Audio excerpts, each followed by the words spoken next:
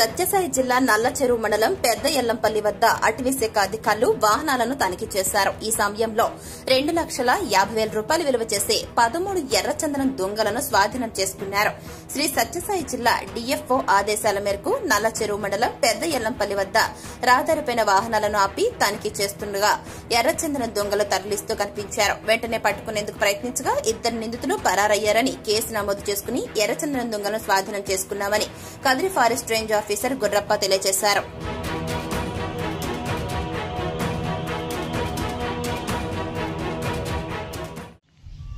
శ్రీ సత్యసాయి జిల్లా అటవీ శాఖ అధికారి రవీంద్రనాథ్ రెడ్డి సారు ఆదేశాల మేరకు మా కదిరి రేంజ్ ఆఫీసులో పనిచేసేటువంటి మా బీట్ ఆఫీసర్లు నిన్న రాత్రి తనిఖీ నిమిత్తము మొలకల చెరువు రూట్లో వెళ్ళగా మొలకల చెరువు రూట్లో నుంచి మన నల్ల చెరువు పెద్ద ఎల్లంపల్లె దగ్గర చెక్ చేస్తుండగా ఒక బండి ఆపి వెళ్ళిపోవడం జరిగింది.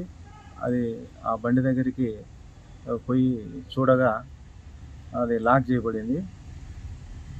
ఆ లాక్ను తీసి మా డ్రైవర్ సాయంతో చూడగా లోపల 13 ఎర్రచందనం చెప్పుడు చేసిన దొంగలు కనిపించినవి. అవి మా సిబ్బంది ఆఫీస్కి తీసుకురావడం జరిగింది.